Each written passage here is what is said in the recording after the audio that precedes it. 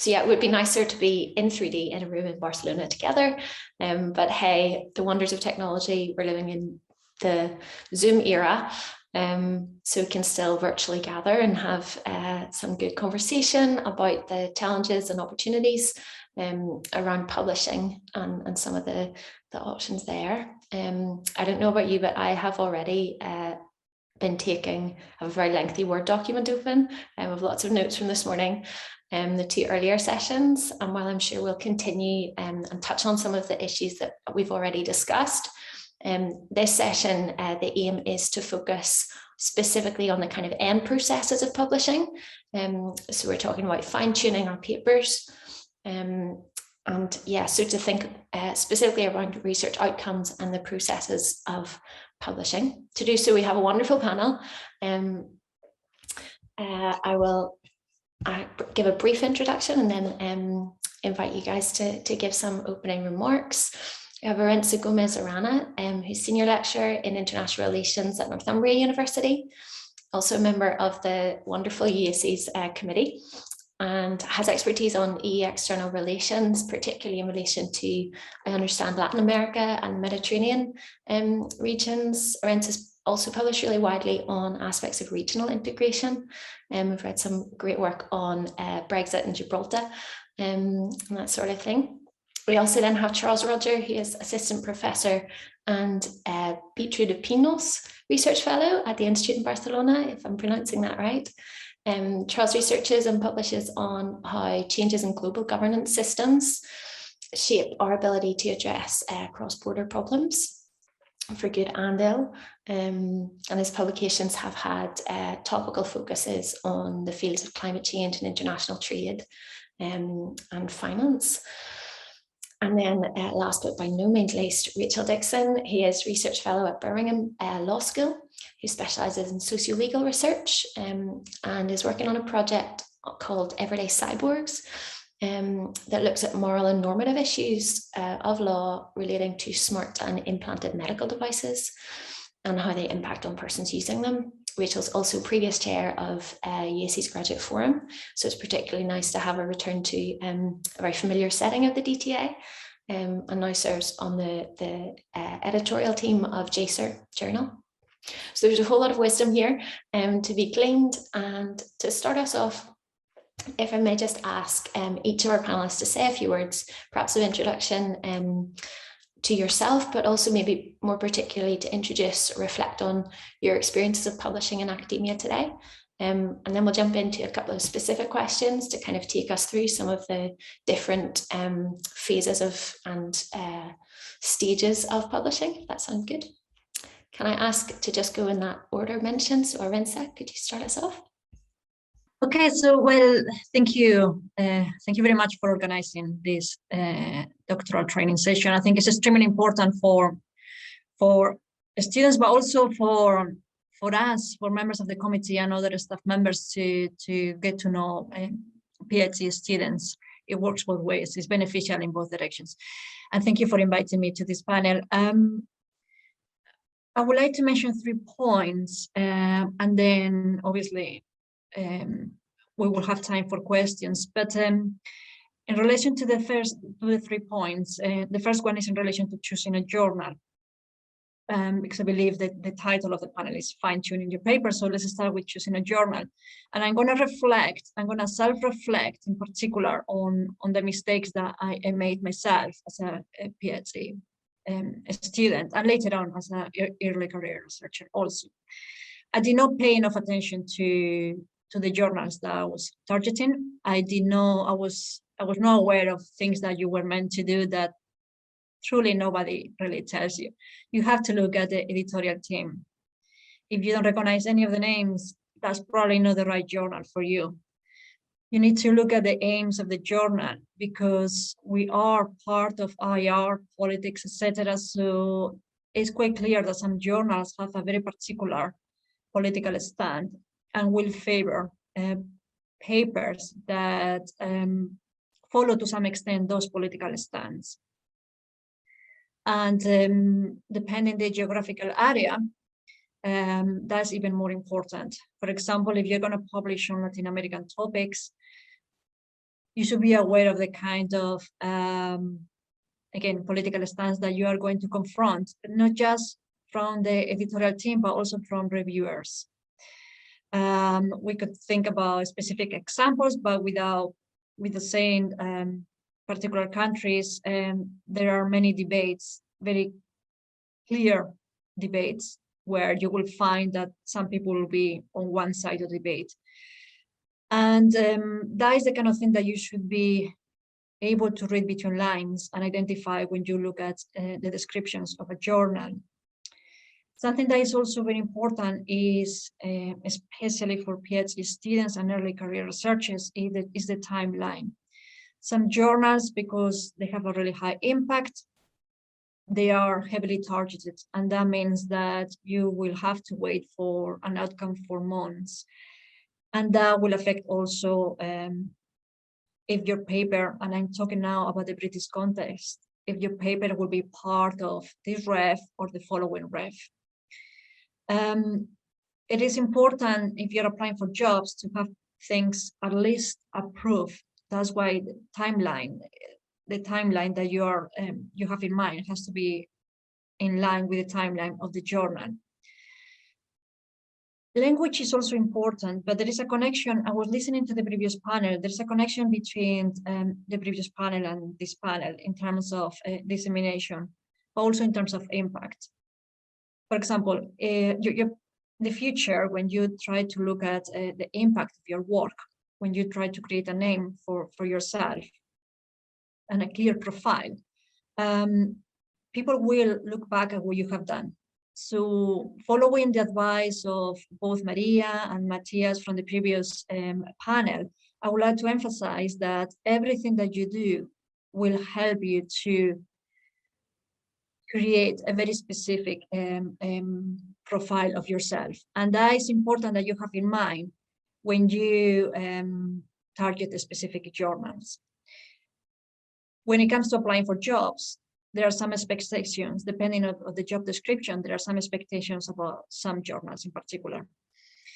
So when it comes to impact, and again, this could be a British focus type of discussion, but I think impact affects obviously academia in other countries. You will be looking back at every single thing that you have published, as I said before. So the more you disseminate it and the more you are making people aware of what you have done, the easier will be in the future to look at the impact. In other words, we know who are key academics, but outside our bubble, no one really knows who we are at all. If you ask politicians, for example, who are experts in theory on our topics, or journalists, they might be able to name one or two or three academics who will be, the stars of academia in the area. But that's as far as I know. And that means that you really need to put a lot of time and effort on making sure that those who are writing policies on the topic or are involved in the topic from a practitioner point of view know you. And they're not going to read academic articles because they have to pay for access to them. They have to do a lot of things. So you have to make their life easier. What I'm trying to say is that choosing a journal is important, but what you do after publishing the paper on the journal is also important. And that means blogs and everything that you have heard in the previous panel. There is a connection in your journey when it comes to disseminating and creating impact. The second point that I would like to make is in relation to books. And again, this is easier for you to create a profile because, again, those who are not academics who need to identify an expert, they can easily look for a topic. And if they find a book on Amazon or whatever is your book, it will be much easier for them to read a tiny bit about the description of the book and then identify you. A book makes you more of an expert than 4 articles on the eyes of a practitioner. Okay? We need to understand our audience always. It depends on who you want to impress. If you want to impress policymakers, practitioners, etc., then you need to target different audience in different ways. And I believe I only have like 10 minutes, so I'm going to move faster to the next point. And the next point will be participating in editorial projects. And again, based on my experience here, you need to be honest with yourself and make sure that you know why is it that you're doing it. Is it because you just want more publications? Is it because you want a second book in a way that is not so much work as a single author monograph? For me, an editorial project is all about teamwork. It's all about making sure you identify the key people in your area that you know you can work with, that will be respectful of deadlines, that will not let you down. And that after that project, potentially you could create other projects. In a way, you could apply for funding together. You could co-write in the future articles together. You're trying to create a team, if you want to call it. And that's extremely important in academia, to know who are the maybe 10, 12 people in your area that you can work with and work well with, and will help you, you will help each other to achieve other goals in this area. And because I only have 10 minutes, I'm gonna stop there. But obviously I have many other points to make if there is time later on. Wonderful, thank you so much. There's really rich opening remarks there, lots to draw on. If I can move over to yourself, Charlie. Yeah, thank you very much. And thanks for inviting me, everybody. It's a pleasure to be speaking with you from Toronto this morning. So I have developed some thoughts about a few of these different things. And before this, we were given a set of questions, and I thought, you know, I can probably speak in some way to all of them, but there's a few that really stuck out in my mind that were relevant for the process of fine-tuning your paper. And the first one starts off with journal selection. And, you know, we have in academia a large range of journals, some of which are, you know, for lack of a better word, high quality, and some of which are low quality. And, you know, that can be sort of thought about in several different ways. And they also vary in terms of their level of generality. Are they speaking to all of international relations or all of political science, or even more broadly, all of science? Or are they focusing on more specific geographical areas, specific issue areas, conflict environment, etc.? And then even within this, as was just said, actually, there's even subsets, right? Focusing on specific methodologies and different editorial teams with different political stances, or different sort of communities of people that they're speaking to, whether that be more constructivist or more formal modeling, and so on and so forth. And so it really sort of matters how you position your paper, because it's really going to shape your ability to publish in those places. And we have to keep in mind, for better or worse, right, in academia, publishing really is very, very important for, especially if you're aiming for an academic career. Like, you really just have to come out of the gate with, you know, at least 1 or 2 publications, ideally in sort of the best venue that you can get them into, which can vary. And so I have to say that one of the most important pieces of advice that I've received as a student starting out in international relations was actually that it's really very useful to have an idea about where you want to publish right from the start of your the publication process. I guess sometimes we sort of think, you know, oh, I need to write, you know, you could think about it in this way, that you write the paper and then decide where you're going to publish. But I think it actually has to be, to some degree, at least, the reverse, because where you publish and the community that you're speaking to, the expectations are going to be different in terms of the literature that you should be citing, the methodology you want to be using, the style, the word count. Now, of course, there's certain things that you know, you have your idea and you are well versed in certain methodologies, but you really do also sort of have some leeway, I suppose, in terms of where you're going to pitch this. And if you decide on a place, then that determines a lot of the way in which you actually want to be writing your paper. For example, if you are aiming at a more generalist journal, then the kinds of things that you're going to want to write and the arguments that you're going to make, the kinds of gaps you're trying to fill have to be relevant to sort of a much larger field. You should be able to, at least in principle, speak to people that are studying conflict or studying political theory, or, I mean, there's limits to sort of the degree to which you can do that in reality, and your reviewers will probably be from your area, but not necessarily, right? Especially if you're aiming for a more generalist journal. And I do think it is actually, just as a sort of side note, useful to do that, because sometimes it forces you to draw out the ways in which your piece is actually speaking more broadly to the discipline. It's kind of a good practice. And from a career perspective, also, it's great to be publishing in the sort of more generalist journals, specifically because you know, everybody's reading those, including all the people in the subfield. And so it gets your name a little bit more out there to some degree.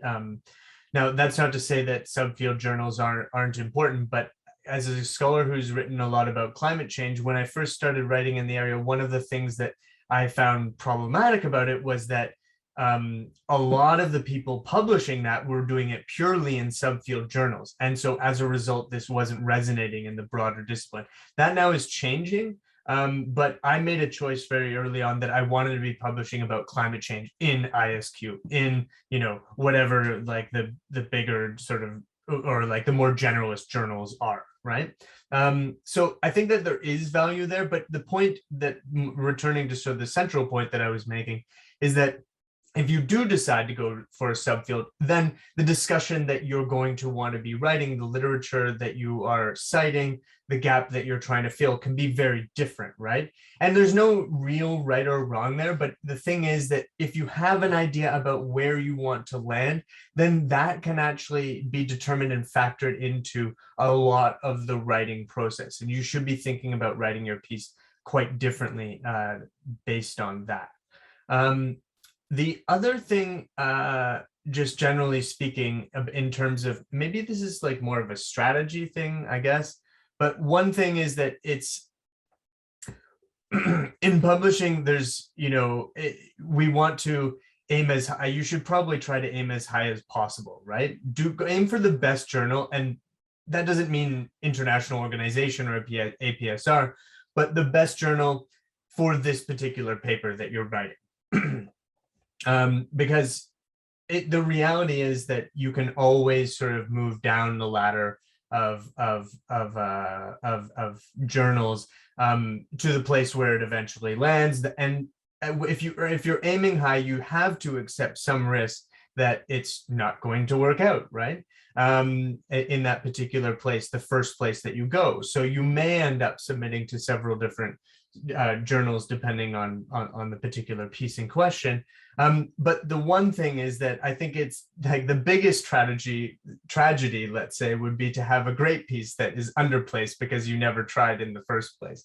And so you really should try to sort of take the risks at the start. And, you know, with the understanding, as Arantza just said, that like you should probably, you know, as a graduate student, understand that, you know, you do have sort of time limits and stuff like that, but still do your best to place it as well as you can, and not undersell your piece. Okay, so I'm just going to say quickly about a couple of other things that were on this list. One is co-authorship, which I have done a lot of, maybe too much even to some degree, one might argue. But part of the reason for that is that it's super fun and a really valuable and sort of productive use of your time, I think. I think that I think better with other people. I learn from other people. The experience of being an academic also can be fairly lonely in many respects. And I think that having somebody that's in the game with you is always great. But there are some things that some additional things that I think are really useful from the perspective of early career researchers, especially, which is that if you're able to find someone that you're able to work with, especially if they have a little bit more experience with you, not necessarily your supervisor, but maybe someone slightly more senior than who's published before, then it's a great way to learn the ropes, right?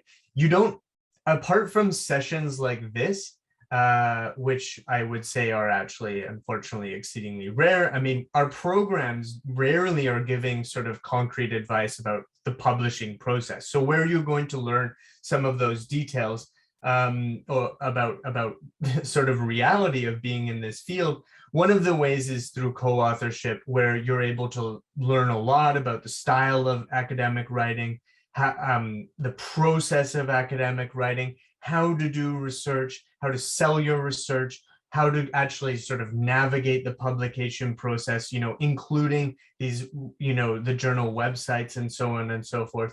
And I think that having someone there to sort of walk you through that to some degree is a really useful aspect of this. And going aspect of co-authoring. And then the other thing is that co-authoring, in my experience, serves as a kind of commitment mechanism. I feel, generally speaking, extremely guilty when I'm late providing some draft of something that someone's expected of me. And I have to say that guilt is a huge motivator of my work overall. So it's something that you can will keep your work moving on time by setting regular deadlines, and so it does mean that you, I think, as a result, tend to be somewhat more productive as a result of the whole experience. The other thing is that this is one place where I also think that there's some risks for junior people. One is that when you are co-authoring with someone that's more senior, sometimes that's not always an even partnership. Now, sometimes that is almost entirely unavoidable, unfortunately, given the realities of the sort of apprenticeship kind of structure of some of this stuff. But I do think that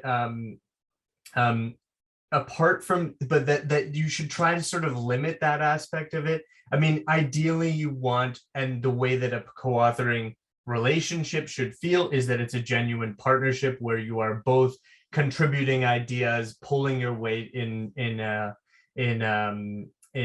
process. And sometimes when there's big imbalances between the two researchers, it's not always the case.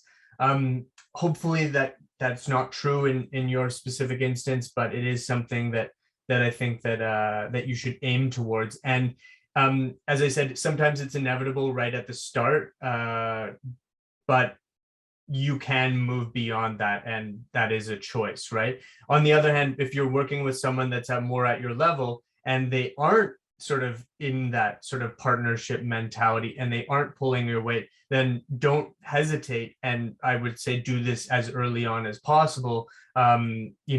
It's okay to back away. I have done that. I have started out working with somebody who I felt just wasn't pulling their weight. And I said, you know what, this is not actually for me. I think that we need to sort of, go separate ways. And it's easier to do that if you sort of soft pedal at the beginning and really explore how someone works in order to then move into something more significant like co-authoring a paper, which in reality is going to be like 2 to 3 years almost is the reality probably for many papers.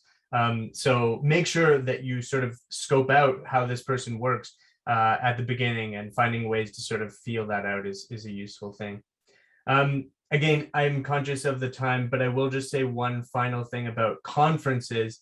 I think that conferences, you should definitely be going to a variety, but sometimes I also get the sense that some people overemphasize conferences and workshops of various kinds because they're not an end in itself. You have to sort of recognize their purposes, right? And the big ones, it's not necessarily to, the value isn't going to be to get comments on your paper. It can be, but I don't think that that's the main thing. From my perspective, the value for your work, especially as a junior scholar, of going to the big conferences like ISA or the American Political Science Association or various other things like ECPR, is so that you can see the frontier of research, right? You get a good sense of the lay of the land of the things that are going to be in the pipeline the debates that are happening now that are going to be appearing in the journals in 2 years' time, let's say, something like that.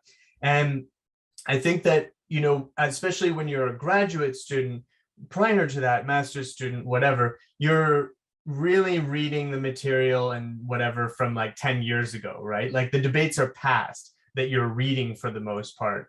And the frontier is only to be experienced at those places. And so it's really very, very valuable to go to conferences for making sure that you're speaking to those frontier debates. The little workshops, on the other hand, are also really useful, especially perhaps not forgetting the lay of the land, although that can be useful there too. But actually, that's where you're able to sort of develop relationships and with people and actually get real comments, right? Because in workshops, you're actually with the same people for a few days, and you're able to have repeated conversations and really get to know people, right? And that's a really valuable thing for you as an early career scholar, to build up your networks. But the final thing that I'm going to say is that also, especially in terms of those bigger conferences, there are two things that you can do to kind of get the benefits of both things. And I think that not all graduate students kind of go that far along in this direction, but I want to just emphasize how important it is. One is to organize panels, right? You should probably try to do that at one point during your graduate experience. And I think you'll find, number one, it's great career experience, it shows initiative, etc. The other thing is that you can usually get a few more senior scholars involved and sort of mix things up. And that's a good way of networking as well. But it also means that you have a place, you know, organizers of these conferences love to see these panels already organized, everything's done and done, they don't have any work to do. And then the other thing is that most senior scholars or other scholars are very happy to have their paper included on that. So you can get people's involvement, it's in their interest to do it. And then also at most of these conferences, there's caucuses and various working groups and whatever. And I strongly encourage you to go to the ones that are in your field and get involved, attend sort of the meetings, join committees, and generally speaking, find your tribe in these places, because the big conferences are where, you know, when you're going from panel to panel, that's obviously a useful experience, as I said, for finding out how the field looks. But for meeting people, it's actually attending those smaller caucus meetings on your particular issue area that you really start to build up your community of people, and that you can get lots of advice about your career trajectory. And I think that that's sort of underemphasized, but a very useful thing to be doing. Okay, I'll leave it there. Thank you, Charlie. That's absolutely wonderful. And you're so far doing a great job of covering the scope of our questions and issues. In that regard, Rachel, would you like to hop in and say a few things? I can, yeah. It's hard when you come last because you feel like everyone else has already said all the good stuff, which is, you know, a good thing. But I'm just going to reflect a bit on my kind of experience so far. And the questions that were sent through, the first one says, you know, approaching publishers or journals can be daunting, ! And yes, that resonated with me. My entire PhD experience, I was terrified of submitting things to a journal. And I think now, with a bit of hindsight and having successfully now published a few things, my greatest advice to people who are starting out is don't let that fear of striking out or being rejected or it being a bit daunting put you off. The more you do it, the more you get used to it, the less severe the rejection becomes. The last question, which I'm kind of going to tie in together, is what kind of advice would you give if you receive a desk rejection? And the first one you ever get is horrible, and you think that's it's very hard to distance yourself as a person from that paper of 8,000 words that you submitted. So, but as the more that happens, which it does happen, the more you get used to that and you realize it's just part of the process. So if you kind of submit yourself to the process sooner, you can kind of start dealing with those feelings and overcoming them, because you will, it is a learning curve, as Arantza and Charlie have both said. Like, you get to know what to expect from journals and where your work will fit better and who your tribe are and where, you know, what will be the best fit for you. And if you believe in your work, and you know you should, your work will find a home, and you learn every stage of that process. You learn, and it's about kind of trying to adopt that approach to it, I think. From a law perspective, the same things apply in terms of journals having their like political stances. They have there's certain legal journals that have a legal outlook and only attract certain papers. So again, it's important, I think, to think about, well, where do you read? You know, what kind of stuff do you enjoy? And what home would you like your work to find? So if you for example, read the Modern Law Review and you think this stuff is really dry, you might not want to put your work in with the really dry stuff. And just because people tell you that this is the leading journal and you must go for that one, you know, some people say, oh, you'll never get a job at that law school if you don't publish in the Modern Law Review. And that might be true, but maybe that's not what I want at the end of the day. So it's about kind of standing over the values of your own work and where you see that, where you want your home to be and what you want that home to be like, and you know, what do you want to furnish it with nearly, and who do you want to invite over. So it's kind of think about it that way, that you don't have to fit into boxes that you maybe don't feel that comfortable with. There will be somewhere else that you can carve out a space for yourself. And looking into, again, the company that the journal keeps is good, but I do have it. There is a caveat to that. I have a good anecdote that I heard this week, that someone who is on the editorial board of a leading law journal submitted an article and got it desk rejected, even though she's on the editorial board, and obviously couldn't be more known, and find that was the home for her work. So even people at that stage of their career face these challenges. So it is something that we all face and will face, but that no one likes to talk about, because no one likes to talk about failure. So I think sometimes it's finding people that you can talk about the failures with too. And there is a bit of that more on Twitter. I see it more now. People are saying, look, I submitted this grant application, I submitted this article, I didn't get it, I'm putting it out there because you should know. But there is reluctance. Like it's different because it's a funded bid. I had a funded bid in last year, didn't get funded. I wanted to bring it up in a report for our project, and the PI didn't want that to happen. You know, it's like, well, we still worked on it for 6 months, you know, can we not kind of say that these things happen? So again, it's about changing those conversations, and I think more change will happen over time. But don't be afraid to speak to whoever, whether it's your colleagues in your PhD cohort or whoever it is, about what you're going through. And I think that helps you process it as well. If you sit alone, isolated at home and thinking it's also negative, you can actually escalate those feelings that you'll never get published, or that it won't happen. And whereas if you kind of talk about it, then it will, make them more manageable, and you can work to overcome it. So that's kind of my stance on journals. I think don't feel like rejection is the end. It's a process. And again, it might take you some time to deal with the criticisms, depending on what they are. I would also say, as an editor at JSER, and having experience of sending out a lot of requests for review, getting those back in and acting on them, that there's a big, spectrum of the kinds of reviewers that exist, and you only get two. And while you hope that all reviewers will look at your paper and will read it properly, and that will write a thorough review that will be helpful and encouraging, and quite a lot of them do, which is excellent, there are some that don't, and there are some that don't engage with it. And I've seen that frequently. So again, know that you're not alone if that happens. The problem is probably not with you, it's problems with their workload, and it is a problem. It's very difficult to get reviewers at the minute, so people maybe aren't given the papers as much time and due consideration as you would like them to. So again, take any rejection that comes with step back from it and try and think, okay, well, what can I take from this to improve the work? What can I do, as opposed to thinking about their negative thoughts towards that.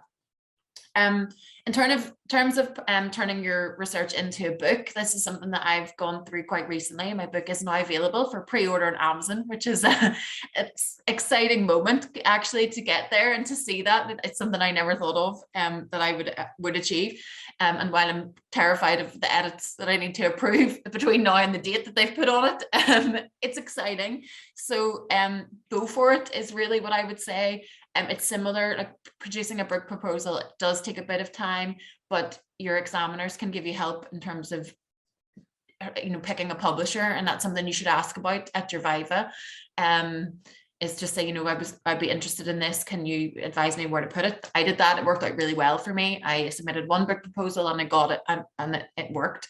I do have a good template for a book proposal. If anybody would like one, get in contact with me and I will happily share it with you, because that's how I got it. Someone shared it with me. So let's pass on that knowledge. Once you see one, you can see that it's not that daunting in terms of having to design it yourself. And again, put that, I would say, get comments from your supervisors, from your internal, external examiner, from anyone else in your network that you think would be able to comment. One of the things that you do in it is that you look at other people, like competitive titles in the field. You could also talk to people that have published those and how did they find that process.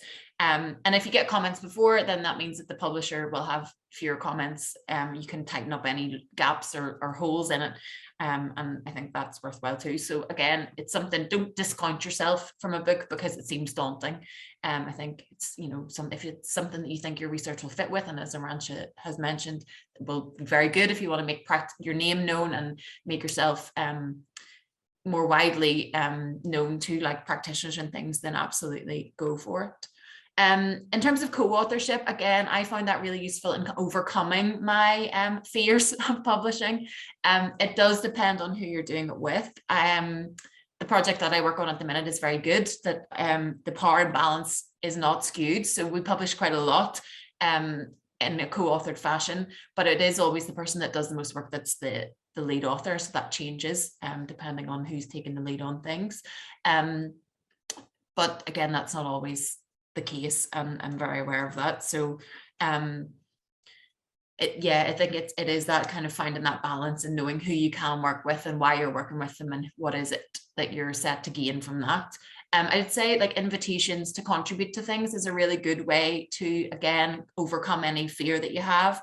It can be good, like if you accept an invitation to a workshop or a symposium, then you never know that there could be a special issue that you can get published in after that. That has happened to me on more than one occasion, which is great as well, because there's a bit more support in a special issue, because the editors of the special issue work with the editors of the journal to get reviewers to feed all that through. So again, that can be a nice way to get an early publication, because you're working with there are more people there that you can support you in that.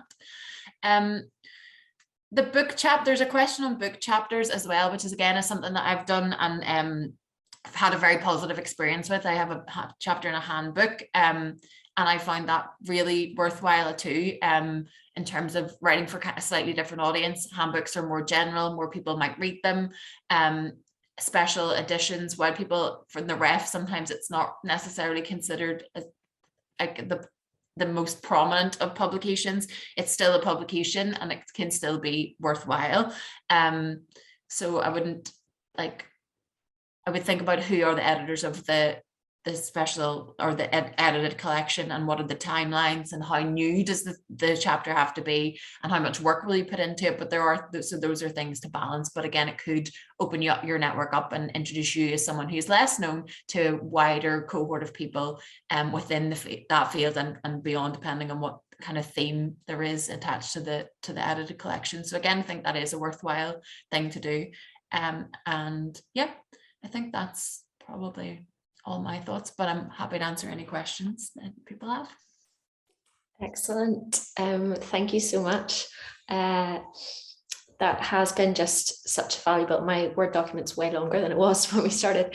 I would just put it out for everyone listening in. You're more than welcome to put questions in the chat if there's anything that you want to follow up on based on comments. Please do that, and I'll do my best to capture them all. You have all covered the questions really, really well. something I wanted to ask more about, built on what you were just saying, Rachael, around different types of publication. So one of the kind of challenges that you can face quite early is around the balance between books and journals, and also perhaps at a more kind of sub-level looking at early publications, working papers or blogs or everything. And this touches on our dissemination chat earlier. I was struck by, I think it was Arantza, made a really insightful comment about accessibility of journals and practitioners' notes for books. I guess I just wanted to ask a little bit more about that. And yes, then also what you were saying, Rachael, around handbooks and how that's a different format, and kind of textbooks we've also heard around. So I guess just asking, as early career researchers, in having to be really cognizant of where you're publishing in terms of journal selection, but also what you're publishing and how you kind of balance that book versus journal. Not that it's an opposition, but it can feel like a binary sometimes in terms of the processes. Should we maybe use the same order that we went in, if that's okay? Great, thanks, George. Okay, so I will start with the questions about books.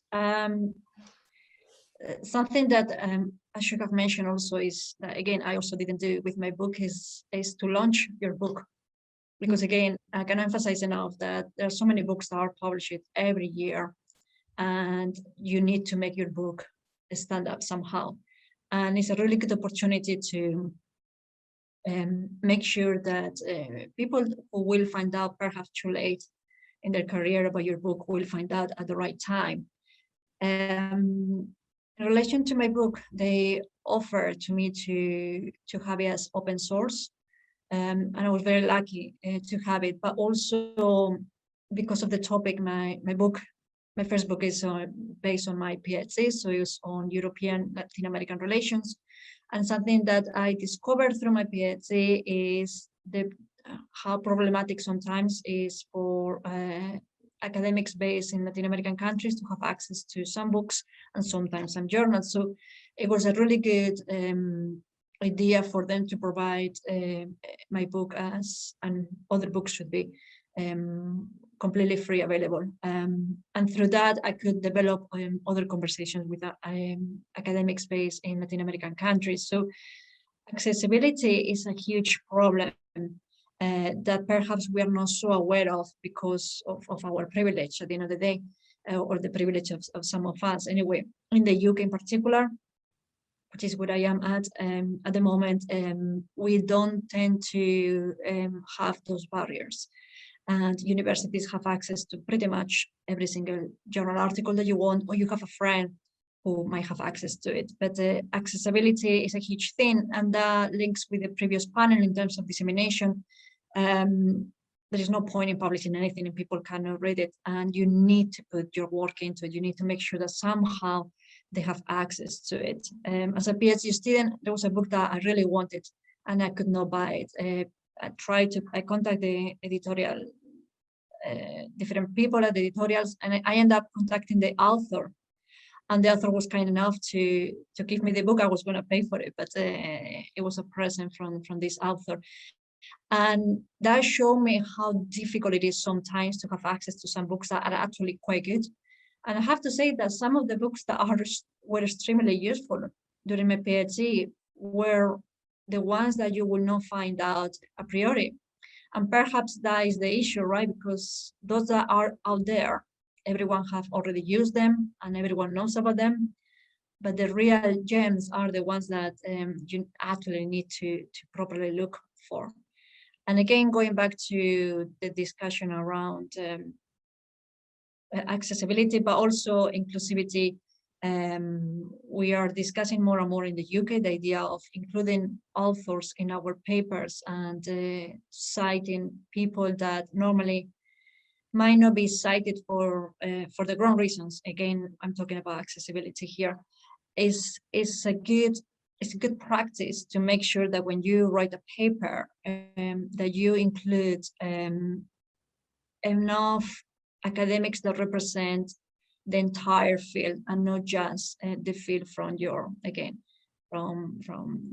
our little bubbles. So it's becoming more and more important, the whole debate of making sure that we cite more women, because we don't tend to do it. It's also about citing academics that are not based at, I'm going to talk about the UK because that's where I'm at, but basically, for example, at British universities. So that is a debate that is becoming, in my opinion, more and more important.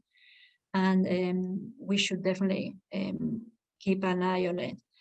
And yeah, I will stop there for now.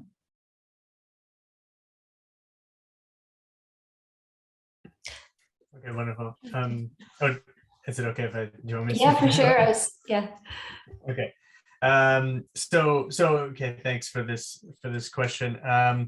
Yeah, I realized I didn't say anything about the book chapters or books or anything. I think that international relations, especially, but also political science, probably generally, still really book heavy. It's still something that you probably as a career move want to aim for.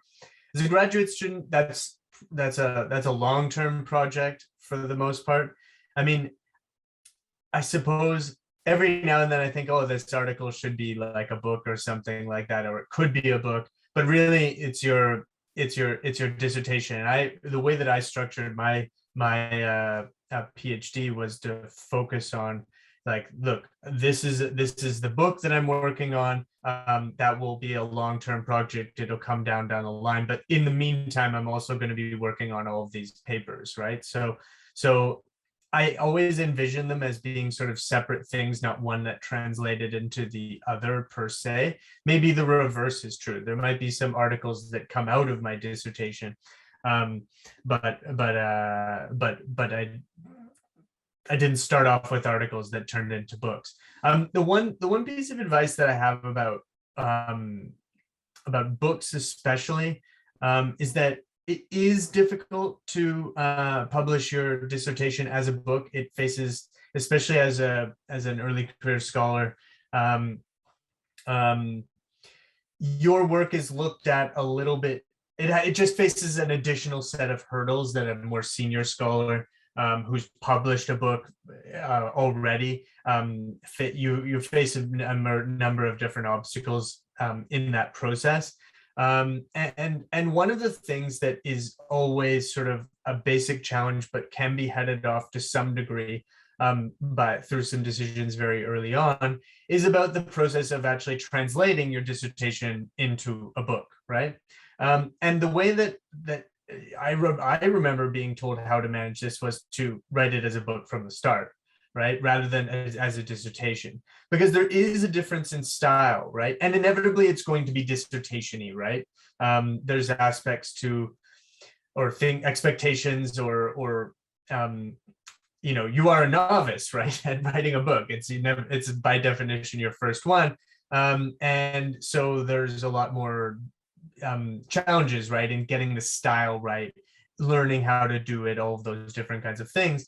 But to the degree that you are able to jettison a lot of the sort of very dissertation-y elements to it, like extensive literature reviews or extensive methodology sections, some of that stuff can be put into appendixes, like and just taken out of the main body of the text, and leaving the text as sort of a relatively sort of smooth, more casual style, less technical kind of exposition of your argument, and doing that right from the start, rather than having to translate everything that you've done into something that's less of a dissertation and more of a book, is going to make that process down the line that much easier, I think. And also, you know, when you're approaching editors, that's going to be a selling point of your work. Inevitably, there's going to be lots of stuff that you're going to need to do, but if in addition to all of that stuff, you have to, you know, turn a dissertation into a book, then it's just going to be an added hurdle. On book chapters, I have to say that I tended to not do these as a graduate student for two reasons. One was I didn't think, for better or worse, while and generally speaking, I do think that book chapters are a really valuable variety of academic writing. But certainly I think from the perspective of like committees hiring you, that they most of all want to see that you're publishing in academic journals, and that's just sort of a reality of the process. Not to say that you can't and shouldn't do book chapters, but you have to recognize, of course, that you have only a finite amount of time as a graduate student or as a human individual. And so you have to distribute your time as effectively as possible. And for most, that's probably going to land with the balance being far more skewed towards getting that academic article out rather than focusing on a book chapter. The other thing about book chapters, so just in terms of that strategic calculation, and take that with a grain of salt, that's my view. But the other thing was that in my experience, I got burned really early on in that process with co-authoring a chapter, and had nothing to do with the co-authoring part of it, but in a book that took about 7 years to come out.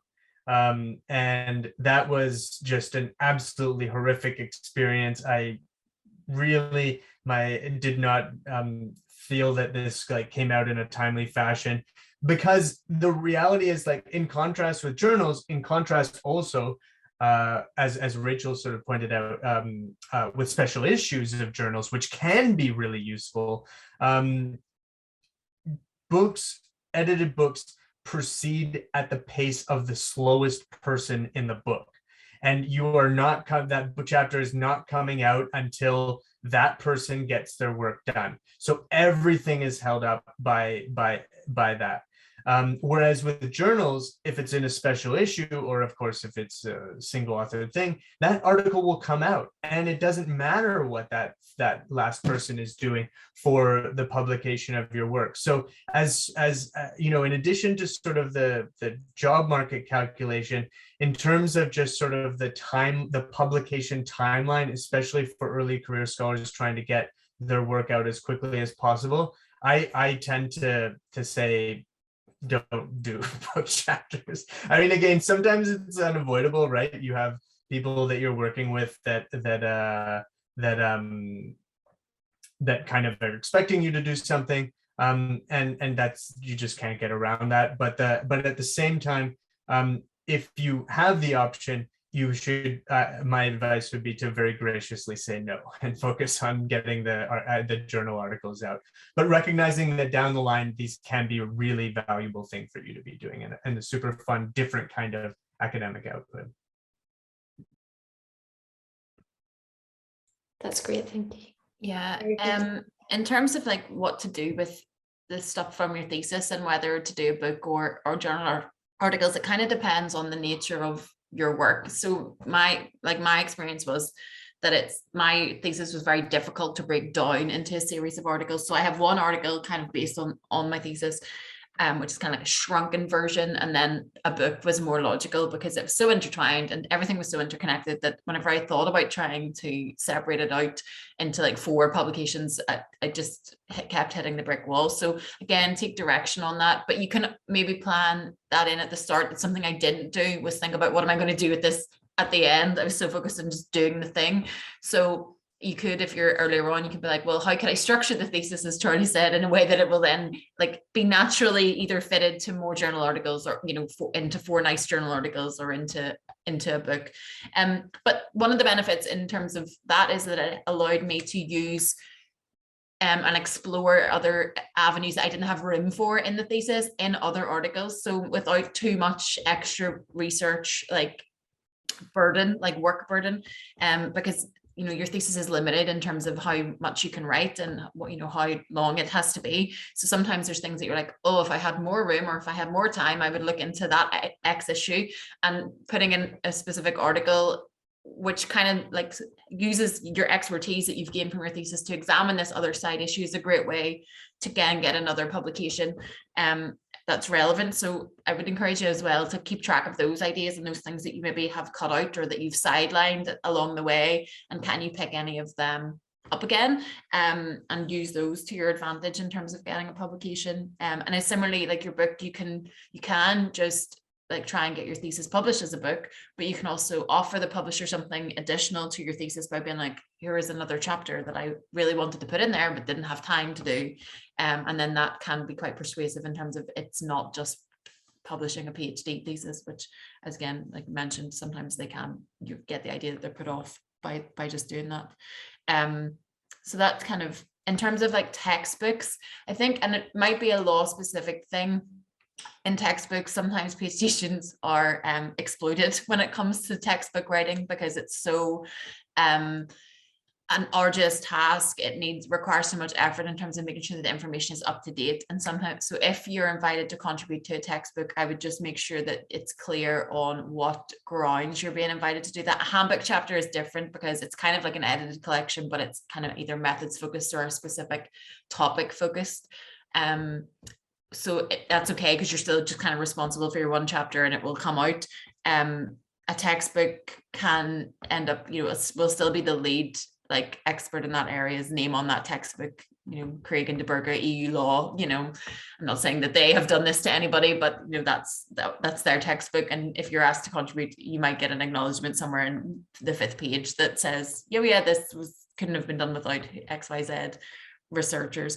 But I think the textbooks are a massive burden, and I would avoid, if at all possible. Like some people have made, I know colleagues in law that have made maybe a quarter in addition to their salary by taking on a textbook, but the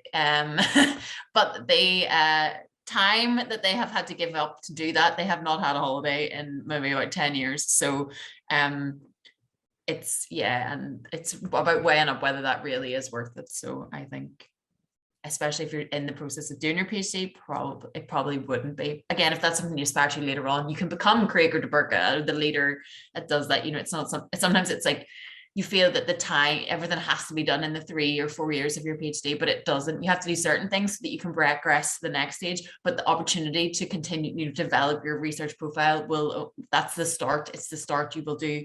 There's time throughout your career to tick all the boxes that you want to tick, and do all the things that you want to do with time, I think.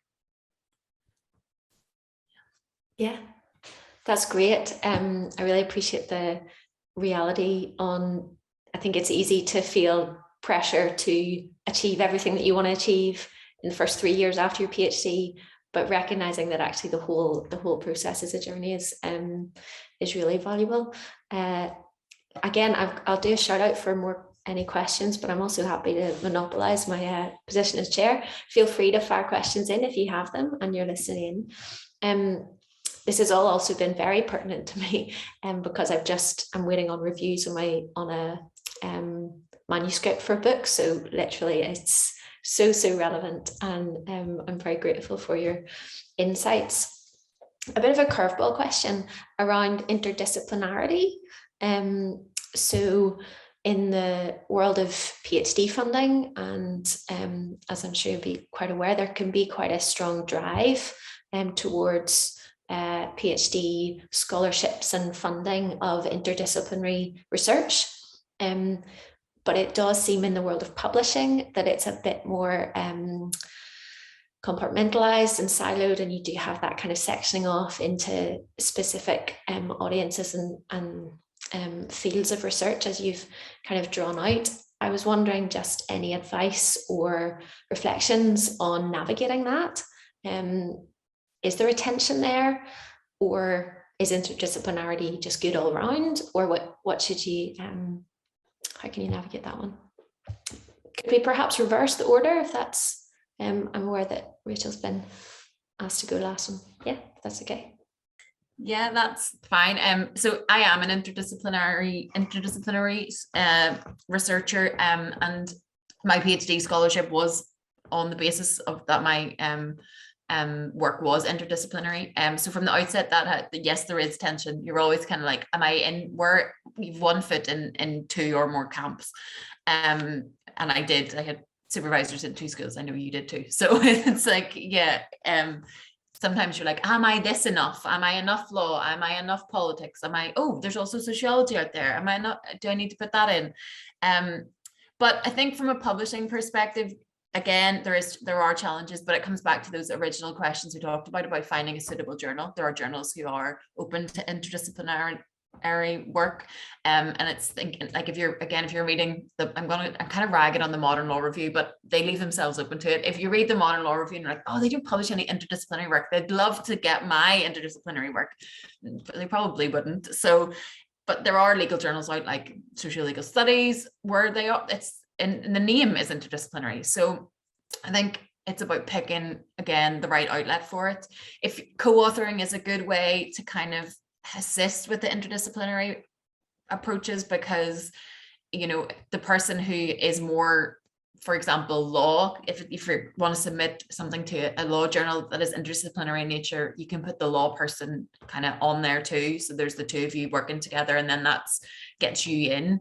I've been published in a diabetic medicine journal, like that is read by endocrinologists. I don't even know the word, but you know, so you know, it just depends on the topic. I think a lot of the time, like I never had a strategy that I wanted to engage with diabetics, but I had an interest in how subjects and ordinary people with medical devices interact with the law. And it turns out they have an interest in understanding how the law applies and clinician liability. So it just kind of worked out. So I think from, you know, it's kind of like belief in the work, and it will find a home, and don't be put off just because you want to tick boxes. Because I think it's a short-term gain, but then long-term, you might kind of be a bit more dissatisfied because you still don't feel like valued, because you're not maybe don't get the engagement in the work that you want. So I don't know, that's my 2 pence on that. But again, it's my own opinion and based on my own experience. But the value as well of interdisciplinary is that more people could possibly engage with your work. There's no guarantee, but you know, if you're saying, oh, I do politics and law, then there's kind of like 2 fields that might engage them. But if you're not experienced in both, or you don't feel comfortable in both, it can be difficult to shove yourself into that kind of dual mind. So it's working with your skills and your interests, and I guess being true to those first is probably most important, you know.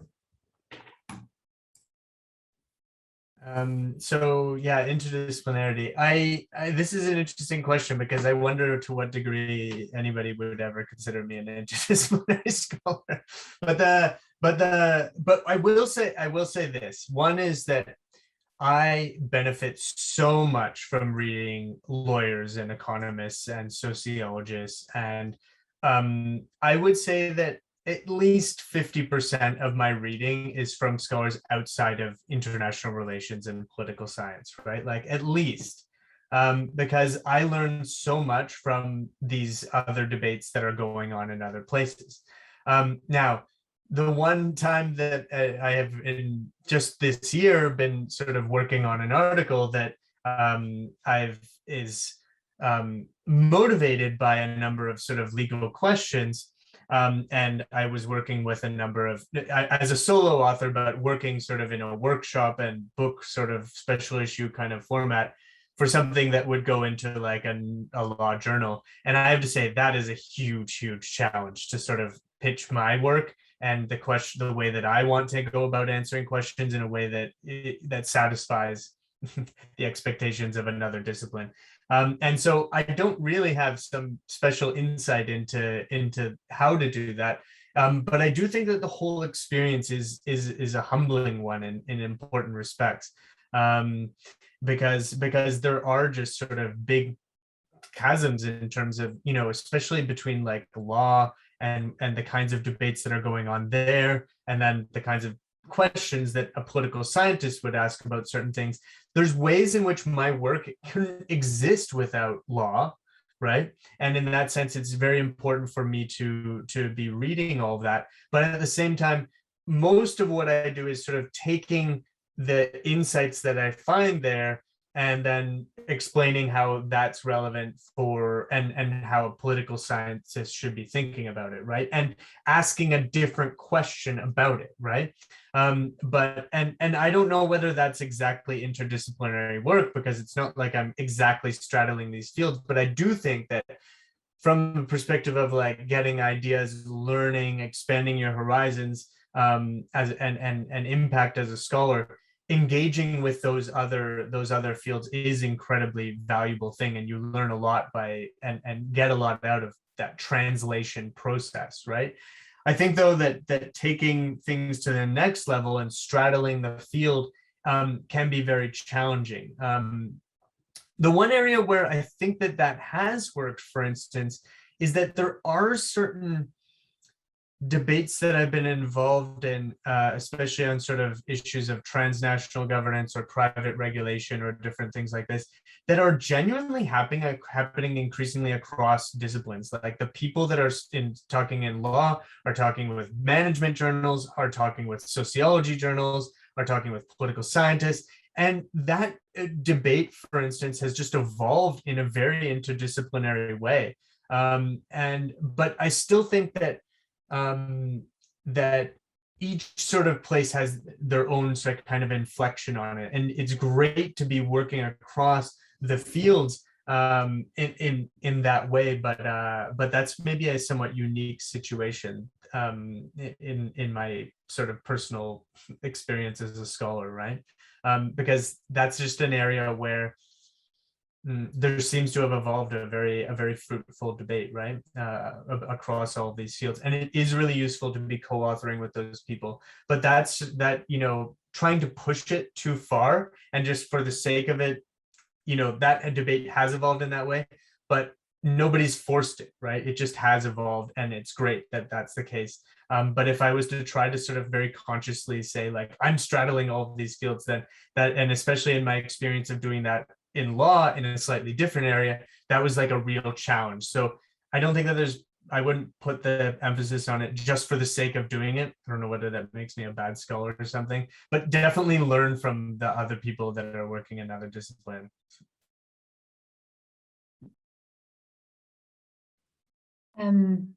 Yes, I think it's a great question. I love this question. I'm a big fan of interdisciplinary work.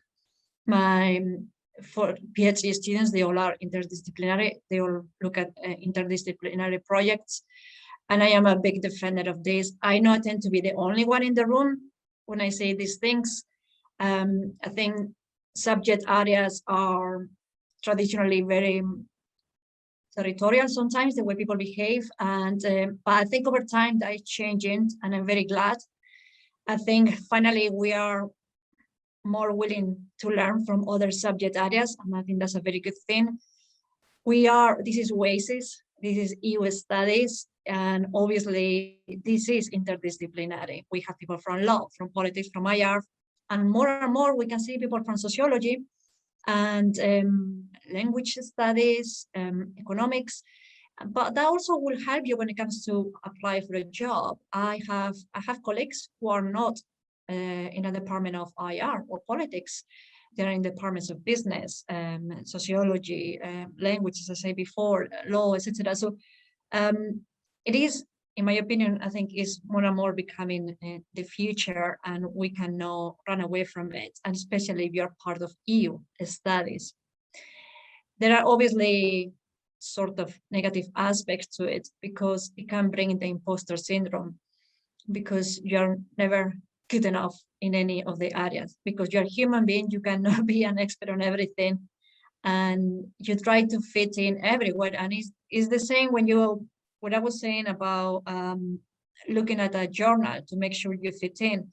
Imagine going to a conference where it's all lawyers and you come from IR. There is already a bit of,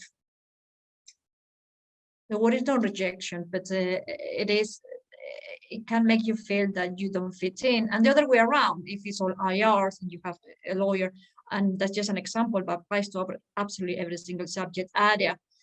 And I hope that over time that changes, because I truly think that we can learn from each other a lot. Another problem with PhD students is that when you supervise an interdisciplinary approach, this interdisciplinary project, each supervisor will always try to bring the project towards their own subject area, consciously or unconsciously by accident. But when it comes to having these conversations with the PhD student, like where are you going to publish this work, you instinctively, what it comes to your mind is the journals that you know.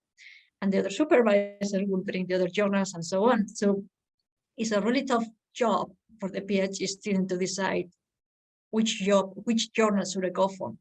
But we can turn it around and look at the positives. You got tons of options. As Charlie said before, you can start with, the top journals and then go for another ones, but that applies to different subject areas. You can go for different subject areas, but always trying to fit in within that subject area. Okay, so if you come from, if your project is very interdisciplinary and it brings IR, sociology, and law, for example, shape the aspect of your PhD that focuses mainly on law when you apply for an article in a journal of law, obviously. But I think the topic of interdisciplinary, as Lisa said before, when it comes to funding, is they are certainly promoting that more and more and more, and it is becoming more and more popular. And I wonder if in the future, and also when it comes to big conference, right? Big ones in the US, International Studies Association, for example, they do bring academics from many, many subject areas. And for me, as I said before, it can only be a good thing. It is scary, and it is especially for people that have studied at the undergraduate level, master's level, and then PhD level, the same subject area. It's extremely difficult to move towards other subject areas, but there are many other people, and I'm one of those, who study something at undergraduate level, then something different at master's levels, and then I end up in a PhD that was a sort of combination of that. But also, I think, and this is my last point, when it comes to your career, I have many colleagues who, after the PhD, they needed a break from that kind of topic, and they wanted to find other research areas. And it's just healthy to, move away a bit from your PhD and identify other areas. And those areas can take you not into a completely different subject area, but there is a bit of overlapping. And when it comes to applying for funding, it's extremely important to have academics from different subject areas, extremely important. And remember, again, this is a conversation that we are having in a bit of a bubble situation. Practitioners and policymakers and so on, they don't care so much the subject area that you belong to. Is what you are bringing to them what it matters. So sometimes we're a tiny bit too precious about labels and titles, and I think we need to move away from that. Thank you. I think that's a pertinent point to finish on. I just have one last relatively short question, and then I'm going to hand over to my colleague Olga just for the last 5 minutes to do a shout out kind of announcement for elections. Last question is just, it strikes me as how valuable this kind of conversation is. And I think in some of your comments and reflections, you noted a bit of a lack of areas to talk about publishing. I think Rachael in particular around kind of the rejections and failure and how to navigate that. So I just wondered, do you have any thoughts about why there is perhaps a bit of a silence around both the practicalities of publishing and the difficulties, and how you can mitigate those, or where you can go for information, whether that's on the ref or intellectual property, or just to talk out the process? If you don't have thoughts on it, that's fine. Just a curveball to finish. Should we go the same order, or yeah? I can say very quickly. I only have a couple of things to say. We are always performing, no matter what we do. Right now, I am performing. We all are performing. When we are on Twitter, we are performing. When we talk to a colleague in a coffee break during a conference, we're still performing. We don't take the hat of performing off. Maybe it's insecurity, maybe it's vanity. I don't know what it is, but that's who we are as academics. We are 24/7 academics in theory. We don't really stop being that. So, and that has an extremely negative impact on debates around honesty and failure.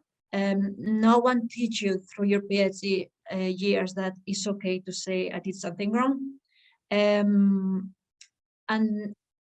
if you don't see people who are really established, big professors, admitting to mistakes, you're not going to be the first one to admit to mistakes.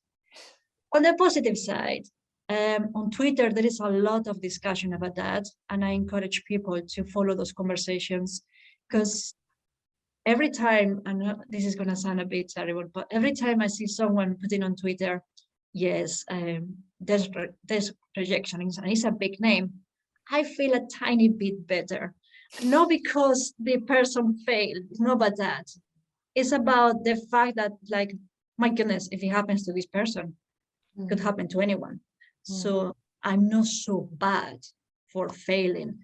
And it's that feeling of not being good enough that goes with you through your career that you have to keep fighting against. But hopefully, if we have more open conversations in a safe space, it will be much more natural to say, yeah, I did that and I failed, and I did that and I failed. And hopefully in the future, we can even put it on a CV. I did this and this and that, and I succeeded.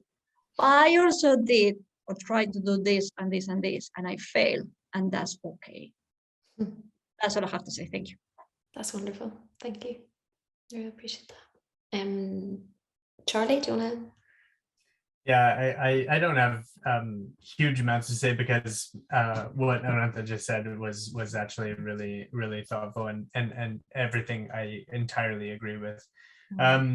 Yeah, I think the reality is that we get articles rejected and even desk rejected, right? And I think that part of it is, I mean, look, there are nasty reviewers out there. That is a reality as well. But like a lot of people, I think that I like to think the attitude when I'm reviewing something is that I'm working with these people. I'm committing with this paper to working with these people. Ideally, I want to see the paper published, not fail, right? And that is, I think, especially, I don't know whether that's true across all fields, but like certainly in certain fields, and I think you'll, as you sort of work your way through and find your tribe in academia, that you discover who those people are.